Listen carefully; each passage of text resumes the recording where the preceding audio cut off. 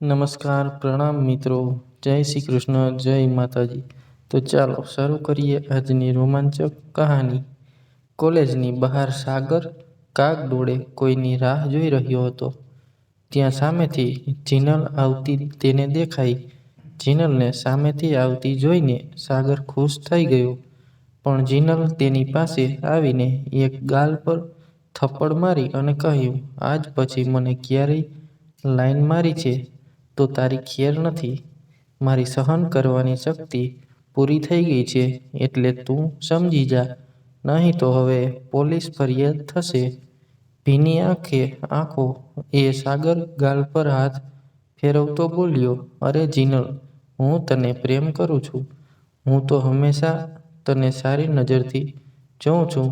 ભલે તું આજે મને તરછોડે, પણ એક દિવસ તું મને જરૂરથી પ્રેમ કરીશ. થોડા દિવસ પહેલાની વાત છે, જ્યારે સાગર કોલેજના દાખલ થયો હતો. તેના માટે કોલેજનો પહેલો દિવસ હતો અને કોલેજ પણ નવી હતી. એમ કહું તો બધું નવું નવું જ હતું. સાગર તેનો ક્લાસ શોધતો ચાલ્યો જાય છે, ત્યાં વળાંકમાં એક દોડતી આવતી છોકરી સાથે તે અથડાય છે. જોરથી ટક્કર લાગતા સાગર નીચે પડે છે. ત્યાં તે છોકરીનો અવાજ સાગરના કાને પડ્યો, આંધળીનો છો, દેખાતું નથી કે શું, નાલાયક? સાગરે ઊંચી નજર કરીને જોયું તો એક ખૂબ જ સુંદર બ્લુ જીન્સ અને લાલ ટોપ પહેરેલી છોકરી ઊભી હતી. તે કંઈક બોલી રહી હતી, પણ સાગરની નજર તેના ગુલાબી હોઠ પર અટકી રહી. બે ઘડી તો સાગર તે છોકરીને જોઈ રહ્યો કે અપ્સરા જેવી યુવતી કોણ હશે. તે છોકરીને લાગ્યું કે આ પાગલ કંઈ સમજે તેમ નથી એટલે તેણે પોતાની સેન્ડલ હાથમાં લેવા નીચે નમી એટલે સાગરે તેની નજર તે છોકરીના બ્રેસ્ટ પર પાડી.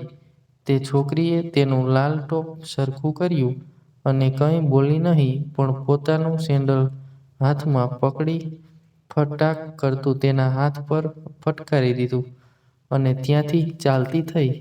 સાગર ઊભો થઈ હાથ જોડતો તેના ક્લાસરૂમ તરફ ગયો.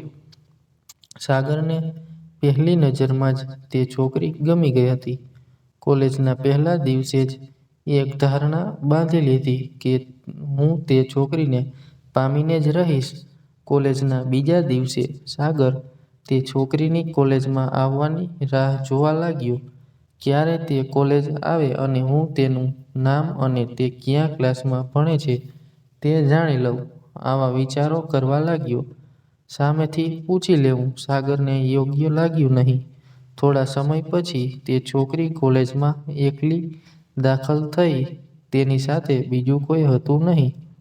તે છોકરી ધીરે ધીરે તેના ક્લાસરૂમ તરફ જઈ રહી અને પાછળ ચૂપચાપ સાગર તેના ક્લાસરૂમમાં જઈ પાછળની બેન્ચ પર બેસી ગયો. તે ક્લાસમાં પ્રોફેસરની હાજરી થઈ એટલે બધા ઊભા થઈ પ્રોફેસરનું સ્વાગત કર્યું અને ફરી બેન્ચ પર બેસી ગયા. પ્રોફેસરે નવા આવેલા વિદ્યાર્થીઓ પર નજર કરી ને એક પછી એક બધા વિદ્યાર્થીઓને કહેવામાં આવ્યું કે તમારું નામ અને ક્યાંથી આવો છો તે જણાવો. આગળથી શરૂઆત થઈ. એક પછી એક વિદ્યાર્થી ઊભા થઈ તે ક્યાંથી આવે છે અને તેનું નામ જણાવવા લાગ્યા, પણ સાગરની નજર પેલી છોકરી પર હતી કે તે ક્યારે ઊભી થાય અને તે ક્યાં રહે છે અને તેનું નામ જણાવે. એક પછી એક કરતા તે છોકરીનો વારો આવ્યો એટલે સાગર થોડો ઊંચો થયો અને તેનો અવાજ સાંભળવા કામ તે તરફ રાખ્યા. મારું નામ જીનલ છે અને હું આણંદથી આવું છું. આટલું સાંભળતા જ સાગરને પેનથી હાથમાં જીનલ લખી નાખ્યું અને તેના વિચારોમાં ખોવાઈ ગયા. ત્યાં પ્રોફેસરે સાગરને એક ચોકનો ટુકડો તેની પર ફેંકીને કહ્યું, તું તારું નામ અને ક્યાંથી આવે છે તે જણાવીશ? અચાનક પ્રોફેસરનો અવાજ કાને પડતા હેબતાઈ જઈ ને ઊભો થયો. મારું નામ હજુ આગળ સાગર બોલે તે પહેલાં તો આખો ક્લાસ અને જીનલ ખડખડાટ હસવા લાગી. થોડો સભાન થઈ સાગર બોલ્યો, મારું નામ સાગર છે ને હું સુરેન્દ્રનગરથી આવું છું. પછી પ્રોફેસરે ફરી એક સવાલ કર્યો, તારો મુખ્ય વિષય કયો છે? સાગરને ખબર હતી મારો મુખ્ય વિષય કયો છે, પણ એ ખબર હતી નહીં હું કયા ક્લાસમાં બેઠી છું. સર, મારો મુખ્ય વિષય ગુજરાતી છે. ગુસ્સે થઈ પ્રોફેસર બોલ્યા, તો અહીં અર્થશાસ્ત્રના ક્લાસમાં શું કરે છે? ચાલ ઊભો થા સાગર અને મારી સાથે પ્રિન્સિપાલની ઓફિસમાં આવ. ના ના સર, હું જાઉં છું. અસલમાં સાચું કહું તો હું જિનલને જોવા આવ્યો હતો. ત્યાં તો ફરી બધાએ જિનલ અને સાગર સામે નજર કરી હસવા લાગ્યા. પ્રોફેસરે આખરી વોર્નિંગ આપી ને સાગરને જવા દીધો, પણ જિનલે આંગળીના ઈશારે એટલું કહી દીધું, બહાર નીકળ સાગર, તારી ખેર નથી. ક્લાસ પૂરો થતાં જિનલ બહાર નીકળી સાગરને શોધવા લાગી, પણ સાગર ક્યાંય દેખાયો નહીં. એટલે જિનલ તેના રૂમ તરફ નીકળી. જિનલ તેની ફ્રેન્ડ સાથે એક ભાડાના મકાનમાં રહેતી હતી. 4 દિવસ પછી અચાનક જિનલની સામે સાગર આવ્યો, પણ સાગર તો મોં નીચું કરી તેના ક્લાસ તરફ જતો રહ્યો. જિનલ સમજી ગઈ કે લાગે છે સાગર સમજી ગયો. પણ થોડા દિવસ સાગર એક સીધા છોકરાની જેમ કોલેજમાં રહેવા લાગ્યો, પણ પછી તેની ખરાબ આદત પર આવવા લાગ્યો. તેની એક બહુ મોટી ખરાબ આદત હતી. દરેક છોકરીના ચહેરા કરતાં તેના બ્રેસ્ટ જોતો, પણ ત્રાસી નજરથી જોતો, એટલે કોઈ તેની પર શક પણ કરતું નહીં. હવે ધીરે ધીરે ફરી સાગર જિનલને લાઈન મારવા લાગ્યો. ક્યારેક ત્રાસી નજરથી જોતો તો ક્યારેક છુપાઈને તેને જોઈ લેતો. પણ જિનલને આ વાતની ખબર હતી નહીં કે સાગર હજુ મને ખરાબ નજરથી જ જુએ છે. તેને એમ લાગ્યું કે સાગર હવે સુધરી ગયો છે. એક દિવસ સાગર જિનલ પાસે આવીને પગે પડી ગયો, જિનલ, મને માફ કરી દે.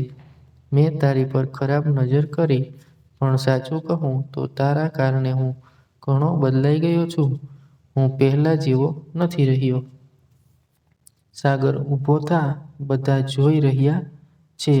જિનલ તો સાગરને ઊભો કરવાની કોશિશ કરવા લાગી, પણ સાગર તો જીદ કરવા લાગ્યો, જિનલ, તું મારી ફ્રેન્ડ બનીશ તો જ હું તારા પગ છોડીશ, નહીં તો આમ જ પકડી રાખીશ.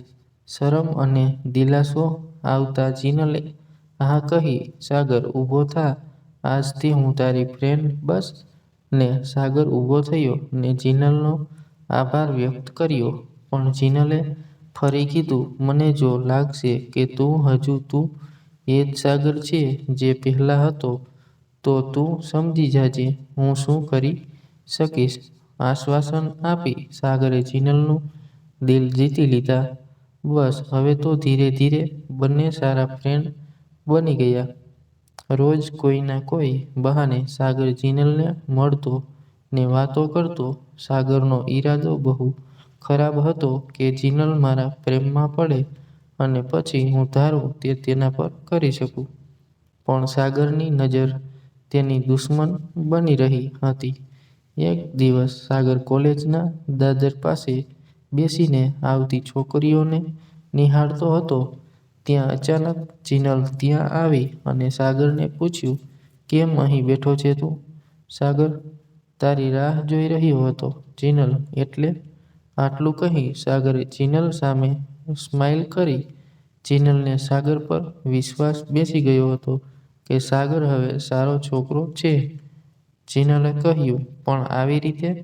હું વિચારું છું આપણે મારી બાઇક લઈને ક્યાંય ફરવા જઈએ, જો તું હા કહે તો. અને આ પહેલી અને છેલ્લી વાર હો. આજીજી કરતો સાગર જિનલને મનાવવા લાગ્યો.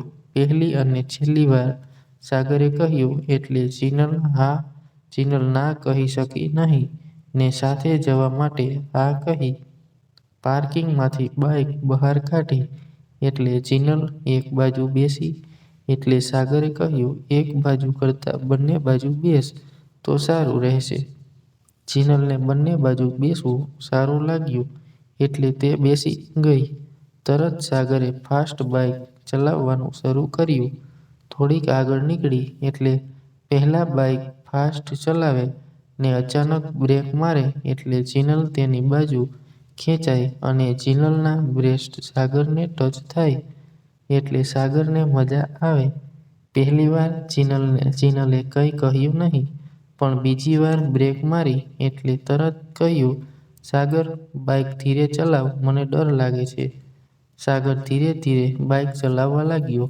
એકવાર જિનલે પૂછ્યું, આપણે ક્યાં જઈ રહ્યા છીએ? તો સાગરે જવાબ આપ્યો, એક સુંદર રમણીય સ્થળ પર, જ્યાં તને બહુ ગમશે. જિનલને પહેલેથી રમણીય સ્થળ બહુ પસંદ એટલે તે ખુશ થઈ.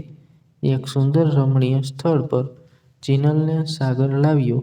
જિનલ તો તે સ્થળ જોઈ ખુશ થઈ ગઈ. આજુબાજુ જિનલ જોવા લાગી અને પોતાના મોબાઈલમાં ફોટા શૂટ કરવા લાગી. સાગરે જિનલને પાસે બોલાવી કહ્યું, ચાલ આપણે પાસે બેસીને વાતો કરીએ. જિનલ તો સાગરની પાસે બેસી ગઈ. વાતો કરતો કરતો સાગર તેની નજીક આવવા લાગ્યો. વાતોમાં ધ્યાનના કારણે જિનલ કંઈ સમજી શકી નહીં કે સાગરનો ઈરાદો શું છે અને સાગર શું કરી રહ્યો છે. સાગર ધીરે ધીરે આગળ વધ્યો.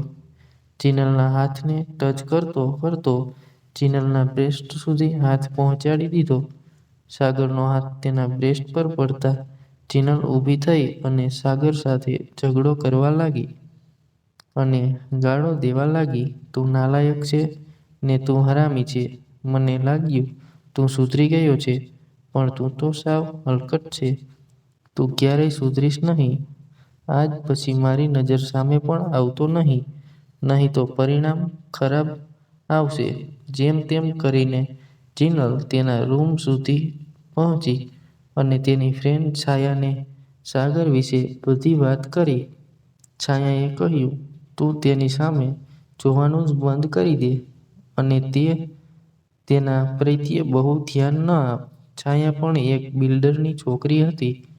તેનો શાંત સ્વભાવથી તે બધા સાથે હળીમળી શકતી ન હતી. તે હંમેશા એકલી રહેતી. જિનલ સિવાય કોઈ સાથે બહુ વાત પણ કરતી નહીં. જિનલ અહીં ભણવા માટે આવી હતી. તે કંઈક બનવા માંગતી હતી. તેની કોઈ ફરિયાદ તેના માતા પિતા પાસે ન પહોંચે તે હંમેશા કાળજી રાખતી. જિનલના મમ્મી પપ્પા ખાનદાની સાથે ગરમ સ્વભાવના હતા. તેમની સમાજમાં બહુ ઇજ્જત હતી. તેની ઇજ્જત બચાવવા તે કંઈ પણ કરી શકે તેમ હતા. જિનલને બસ આ ડર સતાવી રહ્યો હતો કે મારી કોઈ વાત મારા મમ્મી પપ્પા સુધી ન પહોંચે, એટલે તો તે સહન કરી રહી હતી. તે દિવસ પછી સાગરે કોલેજ આવવાનું બંધ કરી દીધું એટલે જિનલને મનમાં શાંતિ થઈ અને તે દિલ લગાવીને ભણવા લાગી. એક દિવસ કોલેજમાં એક હેન્ડસમ છોકરો પોતાની બહુ મોંઘી બાઇક લઈને કોલેજમાં આવ્યો. સફેદ જીન્સ પેન્ટ અને સફેદ શર્ટ પહોંચ્યો હતો તો ગળામાં સોનાનો ચેન અને હાથમાં બ્રેસલેટ પહેર્યું હતું. તેની લાલ કલરની બાઇક આખા શહેરમાં તેની પાસે સિવાય કોઈની પાસે હતી નહીં. લોકો તેની બાઇકના દીવાના હતા. તે બાઇક પાછળ બેસવા ઘણી કોલેજની છોકરીઓ સપના જોઈ રહી હતી. તે છોકરો કોઈ નહીં પણ એક બિલ્ડરનો છોકરો હતો, જેનું નામ વિક્રમ હતું. વિક્રમ તેની બાઇક પાર્ક કરીને ગાર્ડનમાં બેઠેલી જિનલ પાસે આવ્યો ને તેને હાય કહ્યું. પહેલી નજરે તો જિનલ જોઈ રહી કે આ છોકરો કોણ, જેને હું પહેલીવાર જોઈ રહી છું ને તે મને હાય કહી કેમ બોલાવે છે. પાસે બેઠેલી બધી ફ્રેન્ડને નવાઈ લાગી. વિક્રમે ખાલી જિનલને જ કેમ હાય કહ્યું. જિનલ ઊભી થઈને હાય કહ્યું ત્યાં તો વિક્રમ ત્યાંથી નીકળી ગયો. જિનલે તેની ફ્રેન્ડને પૂછ્યું, આ વિક્રમ કોણ? અરે આ એ વિક્રમ છે, તે બહુ ઓછો કોલેજમાં આવે છે, પણ વિક્રમ પર કોલેજની બધી છોકરીઓ મરે છે. પણ આટલા બધાની વચ્ચે તને જ કેમ બોલાવી? એ સમજ પડતી નથી. હું તમારી કરતાં સુંદર છું એટલે, કહી જિનલ હસવા લાગી. જિનલ પણ કંઈ સમજી શકી નહીં કે વિક્રમ કેમ મારી પાસે આવ્યો હતો, પણ અંદરથી ખુશી હતી કે કોલેજનો હીરો મારી પાસે આવીને મને હાય કહ્યું. થોડાક દિવસ પછી જિનલ કોલેજથી રૂમ તરફ જઈ રહી હતી. ત્યાં અચાનક તેની સામે પોતાની બાઇક લઈને વિક્રમ ઊભો રહી ગયો. હાય જિનલ, કેમ છે તું? હું તને તારા રૂમ સુધી ડ્રોપ કરી આપું? ના ના વિક્રમ, હું ચાલી જઈશ. અને આભાર હો, મને મદદ માટે પૂછ્યું, કહી જિનલ રસ્તા પર ચાલવા લાગી. જિનલ ઊભી તો રે, સાંભળ. એટલે જિનલ ઊભી રહી. વિક્રમ તેની પાસે જઈ કહ્યું, કોલેજની છોકરીઓ મારી બાઇક પાછળ બેસવા દેવાની થાય છે ને હું તને સામેથી કહું છું તો તું ના કહે છે? સાચું કહું વિક્રમ, મને સપના જોવાની ટેવ નથી. વાસ્તવિક જીવન જીવવામાં માનું છું. અને આજ તારી બાઇક પાછળ બેસીશ તો કાલે મન થશે. એટલે હું બહુ અપેક્ષાઓ નથી રાખતી. ખૂબ સરસ જિનલ, એટલે તો હું તારી સાથે ફ્રેન્ડશિપ કરવા માંગુ છું. તું બધાથી અલગ છે. વિક્રમ, હું અત્યારે મારા અભ્યાસ પર ધ્યાન આપવા માંગુ છું. મને ખબર છે તારી ફ્રેન્ડશિપથી મને ઘણો ફાયદો થશે, પણ હું મારું લેવલ સમજું છું. ખોટું ન લગાડીશ વિક્રમ, પણ હું અત્યારે કોઈ સાથે ફ્રેન્ડશિપ કરવા તૈયાર નથી. મારે મોડું થઈ રહ્યું છે, કહી જિનલ ચાલતી થઈ. જિનલ રૂમ પર પહોંચી એટલે આ વાત છાયાને કરી નહીં. ને બાથરૂમ જઈ હાથ-મોં ધોઈ તેના કપડાં ચેન્જ કરવા લાગી. પહેલાં તેણે ટી-શર્ટ ઉતાર્યું ત્યાં જિનલની નજર બારી પર પડી. તેને કોઈ જોઈ રહ્યું હોય તેવું લાગ્યું. આગળના ભાગ માટે સ્ટોરીને કોમેન્ટ કરવાનું ભૂલતા નહીં અને લાઇક, શેર અને સબસ્ક્રાઇબ ચેનલ કરવાનું ભૂલતા નહીં. ધન્યવાદ.